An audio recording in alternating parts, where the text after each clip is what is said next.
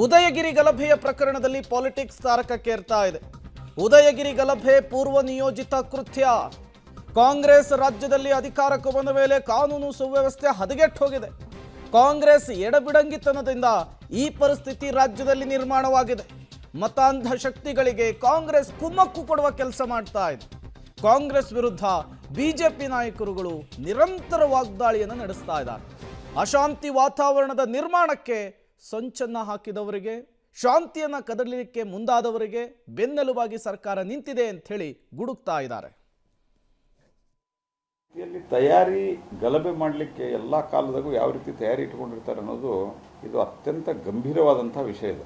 ಹಾಗಾಗಿ ಇವತ್ತೇನಿವರು ಈ PFI SDPI ಮೇಲೆಲ್ಲ ಏನೋ ಕೇಸ್ಗಳನ್ನು ಹಿಂತಕ್ಕೊಂಡ್ರು, ಅವರಿಗೆ ಹುಬ್ಬಳ್ಳಿಯ ಗಲಭೆಯಲ್ಲಿನ ಕೇಸ್ ಹಿಂತಕ್ಕೊಂಡ್ರು. ಇದೆಲ್ಲವೂ ಒಂದು ರೀತಿಯಲ್ಲಿ ಅವರಿಗೆ ದೊಡ್ಡ ಪ್ರಮಾಣದಲ್ಲಿ ಕುಮ್ಮಕ್ಕು ಸಿಗ್ತಾ ಇದೆ. ಅನೇಕರು ಹಿಂದೂಗಳ ಭಾವನೆಗೂ ಸಹಿತ ಧಕ್ಕೆಯಾಗುವ ರೀತಿಯಲ್ಲಿ ದೊಡ್ಡ ಪ್ರಮಾಣದಲ್ಲಿ ವರ್ತಿಸಿರುವಂತಹ ಉದಾಹರಣೆ ಇದೆ. ಆದರೆ ಎಲ್ಲೋ ಒಂದು ಕಡೆ ಕೇಸ್ ಹಾಕ್ತಾರೆ, ಪೊಲೀಸ್ ಕಂಪ್ಲೇಂಟ್ ಕೊಡ್ತಾರೆ, ಅದಾದ ನಂತರ ಕಾನೂನು ಪ್ರಕಾರ ಕ್ರಮ ಆಗ್ತದೆ. ಆದರೆ ಇವರು ಮತಾಂಧ ಶಕ್ತಿಗಳು ಮಾತ್ರ, ಇಸ್ಲಾಮಿಕ್ ಮತಾಂಧ ಶಕ್ತಿಗಳು, ಇವರು ಕಾಂಗ್ರೆಸ್ಸಿನ ಕುಮ್ಮಕ್ಕಿನ ಮೇರೆಗೆ ಈ ರೀತಿ ವರ್ತಿಸ್ತಾ ಇದ್ದಾರೆ.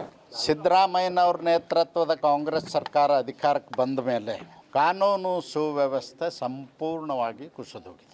ಬರೀ ಮೈಸೂರಿನ ಉದಯಗಿರಿದು ಒಂದೇ ಅಲ್ಲ, ರಾಜ್ಯದಲ್ಲಿ ಹುಬ್ಬಳ್ಳಿಯಲ್ಲಿ ಗಲಾಟೆ ಆಯಿತು, ಪೊಲೀಸ್ ಸ್ಟೇಷನ್ಗೆ ಮುತ್ತಿಗೆ ಹಾಕಿದರು, ಪೊಲೀಸರನ್ನು ಹೊಡೆದರು. ಅದೇ ರೀತಿ ಮೈಸೂರಿನಲ್ಲಿಯೂ ಕೂಡ ಆಗಿದೆ.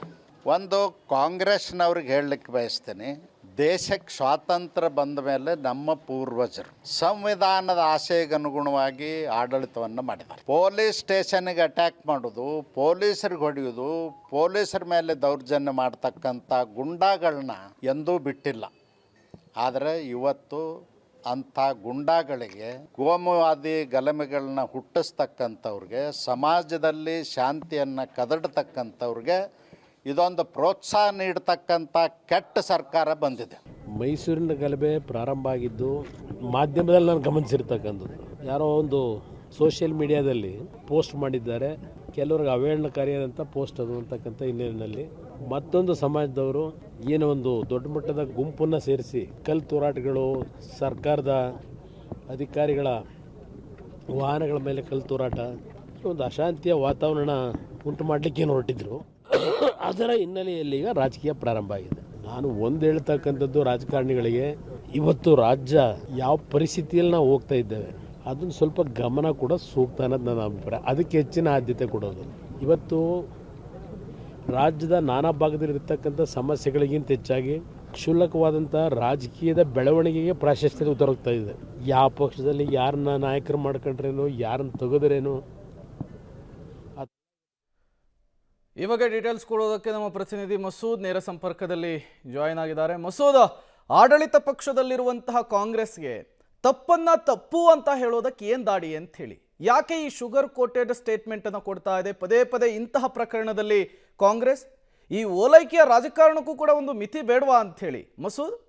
ಪ್ರೇಮ್, ಮೈಸೂರಿನ ಉದಯಗಿರಿ ಪೊಲೀಸ್ ಠಾಣೆ ಮೇಲೆ ಏನು ಕಲ್ಲೆಸೆತ ಪ್ರಕರಣ ಇತ್ತು ಅದನ್ನು ಯಾವ ರೀತಿ ನಿರ್ವಹಣೆ ಮಾಡ್ತಾ ಇದೆ ರಾಜ್ಯ ಸರ್ಕಾರ ಅನ್ನುವಂಥದ್ದನ್ನು ಪ್ರಸ್ತಾಪ ಮಾಡಿ ಈಗ BJP ನಾಯಕರು ಟೀಕೆ ಮಾಡ್ತಾ ಇದ್ದಾರೆ.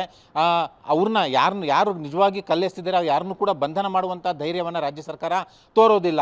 ಆ ಸ್ಥಳದಲ್ಲಿ ಕುಮ್ಮಕ್ಕು ಕೊಡ್ತಿದ್ದಂತಹ, ಪ್ರಚೋದನೆ ಕೊಡ್ತಿದ್ದಂತಹ ಮುಲ್ಲಾ ಅವ್ರನ್ನ ಇದುವರೆಗೆ ಬಂಧನ ಮಾಡಿಲ್ಲ ಈ ರಾಜ್ಯ ಸರ್ಕಾರ ಅನ್ನುವಂಥ ಟೀಕೆ ಮಾಡಿದರೆ, ಜೊತೆಗೆ RSSನವ್ರ ಮೇಲೆ ಪ್ರಕರಣವನ್ನು ಹಾಕುವ ಮೂಲಕ ಒಂದು ರೀತಿ ತಿರುಚುವ ಪ್ರಯತ್ನ ಮಾಡ್ತಾ ಇದ್ದಾರೆ ರಾಜ್ಯ ಸರ್ಕಾರದ ಅನ್ನುವಂಥ ಆರೋಪವನ್ನು ಮಾಡಿದ್ದಾರೆ.